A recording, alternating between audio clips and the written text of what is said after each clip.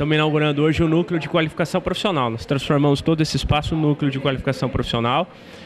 E foi um trabalho de recuperação do patrimônio público que foi feito. Primeiro porque o prédio estava em condições absolutamente inadequadas. Então foi feita uma ampla reforma do prédio. O prédio foi reestruturado, adequado para esses serviços. Foram feitos reparos na parte hidráulica, na parte elétrica, na alvenaria, toda a pintura e principalmente a substituição de equipamentos importantes para a padaria voltar a funcionar. Nós trocamos armários, pias, fornos, tudo isso em parceria com parceiros da iniciativa privada. E também foi feito um trabalho de manutenção, recuperação das máquinas de costura da Escola da Moda. Essas máquinas, a Escola da Moda não tinha funcionado, porque quando nós assumimos, as máquinas estavam todas amontoadas no imóvel que fica no cruzamento da Edgar Ferraz com a Riachuelo, tudo empoeirado, tudo arrebentado. Então nós fizemos todo o trabalho de conserto, de manutenção, também fizemos todo o trabalho de recuperação da matéria-prima que estava praticamente jogada às traças naquele prédio. Então foi feito um trabalho de recuperação do prédio, da cozinha, com novos equipamentos, com forno, com pia, com azulejo e tudo mais. E também foi feito um trabalho de recuperação das máquinas e da matéria-prima para que a gente possa agora oficialmente estar lançando a Escola da Moda. Então, juntas, a padaria e a Escola da Moda formam um núcleo de qualificação profissional que está funcionando aqui no prédio da Quintino. E que diz respeito a colocar realmente profissionais qualificados no mercado de trabalho que hoje pede isso, né? Exatamente, especialmente no setor de serviços, né? Estava dizendo, inclusive, no discurso que a gente fez, a gente tem uma ideia equivocada, que cidade desenvolvida é cidade industrializada. Não necessariamente. Nós temos o exemplo de Bauru e o exemplo de Rio Preto, que são cidades grandes desenvolvidas e que se desenvolveram porque os gestores, num tempo devido, compreenderam que a principal potencialidade do município era para o setor de serviços, para o comércio, para as vendas e tudo mais. Então, tanto nos cursos do Pronatec, que nós ampliamos no ano passado, curso de construção civil, curso de mecânico, curso de manicure, pedicure, agente administrativo, vários cursos que nós lançamos no Pronatec. E os cursos que o Núcleo de Qualificação Profissional está lançando hoje, que é o de costura, corte e também o de confecção de pães, eles são voltados ao setor de serviços. E a potencialidade principal de Jaú, o próprio IBGE mostra que é o setor de serviços, né? As pessoas às vezes acabam sempre batendo de forma fixa e, no meu entendimento, equivocada, só achando que a indústria precisa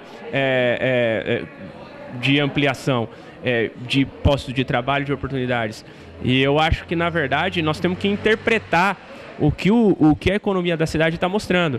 Da mesma forma que nós vemos alguns setores da indústria com dificuldade, nós vemos, por exemplo, concessionária de automóvel da Renault inaugurando aqui, da Volkswagen com concessionária nova, a Mercedes com concessionária nova de caminhão, nós temos também a Mitsubishi que inaugurou aqui, nós temos uma agência da Caixa Econômica nova, uma agência do Banco do Brasil nova, o Habib's que começou a funcionar. Então você percebe muito claramente que no setor de serviços a cidade vem criando novos postos de atendimento, de trabalho.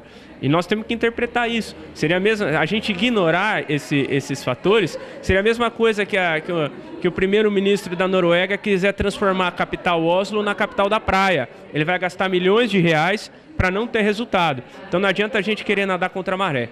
A economia da cidade hoje, os números mostram, os resultados recentes mostram que tem uma avenida para crescer no setor de serviços.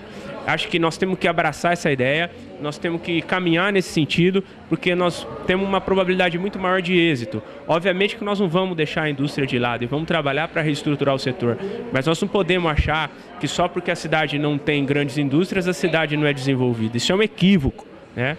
Então, inclusive a própria Secretaria de Desenvolvimento, em parceria com o SEBRAE, vem fazendo estudos nesse sentido, que levaram no ano passado nós a tomarmos medidas diferenciadas, voltadas ao setor de serviços, com a diversificação do uso do Centro de Exposições Sebastião Camargo, né, que no ano passado passou a ter feira de moto, passou a ter feira de máquina da Bramec, passou a ter feira de orquídeas, diversificou o uso.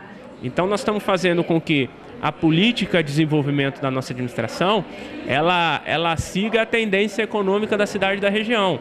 Se o caminho está mostrando que é mais fácil e mais rápido crescer no setor de serviços, não adianta a gente querer insistir em algo que a potencialidade principal do município não vai atender, né? Então eu tenho um entendimento completamente tranquilo comigo, que assim, é um equívoco as pessoas acharem que desenvolver é só trazer indústria. Eu acho que desenvolver é fomentar o comércio, desenvolver é qualificar a gente para atender bem no setor de serviços, desenvolver é qualificar a gente para atender na concessionária, para atender no banco, para atender no Habib's, para atender numa padaria, para atender na costura, para atender na pequena empresa dentro de casa e principalmente no comércio da cidade, que é a nossa principal fonte de ICMS, né? Para finalizar, para que isso aqui tudo ficasse pronto, bonito, funcionando, e trabalhar nesse sentido de qualificar as pessoas, houve um empenho muito grande também do Fundo Social de Solidariedade, que parece que está alinhado com essa ideia, inclusive, de parceria público-privada, de fazer as coisas com os pés no chão, tranquilamente, e quando realmente tiver sedimentado, tocar o trabalho adiante, é isso? Não tenha dúvida, a participação do Fundo Social foi decisiva. O trabalho da Raquel foi muito importante porque ela conseguiu construir esse cenário com a iniciativa privada, essas parcerias que ela firmou e que estão dando os resultados hoje aqui. E ela também está fazendo isso de forma sinérgica, de forma integrada com a política da Secretaria de Desenvolvimento Econômico, que está justamente trabalhando nessa ideia da diversificação voltada ao setor de serviços, né? Eu repito, nós temos o exemplo de duas cidades, Bauru, que é uma cidade de mais de 300 mil habitantes, e São José do Rio Preto. São cidades super desenvolvidas, que têm ICMS altíssimo, porque num dado momento os gestores tomaram a decisão de encarar e de assumir que a vocação da cidade é o setor de serviços. E é o que acontece aqui em Jaú. Nós somos um centro microrregional de compras. Então, assim, eu acho que o caminho do nosso desenvolvimento está em reconhecer isso, em formar mão de obra para isso, em qualificar para isso e ter um plano integrado de desenvolvimento voltado a isso. Então, nós estamos trabalhando com o pé no chão, mas estamos trabalhando com o que é real. Não adianta a gente vender ilusão para as pessoas, né? As pessoas acharem que em 4 anos, em um curto espaço de tempo, Jaú vai se tornar a capital da indústria no interior do estado, que isso não vai acontecer. Não vai acontecer porque não é esse o foco da cidade. O próprio IBGE mostra nas suas estatísticas esse tipo de dado e nós temos que interpretar de forma adequada esses dados. Primeiro setor de arrecadação de ICMS no município de Jaú. Serviços, comércio, prestação de serviços de modo geral. Segundo, agricultura, setor sucrocoleiro, café, agricultura familiar, um pouco de pecuária. Então, em último, aparece a indústria. Nós temos que fortalecer a indústria local, sim, mas se nós temos hoje aí 70% do bolo da nossa economia assentado no setor de serviços, nós temos que interpretar isso adequadamente e não podemos esquecer que a maré tá indo para um lado, o vento está soprando para um lado.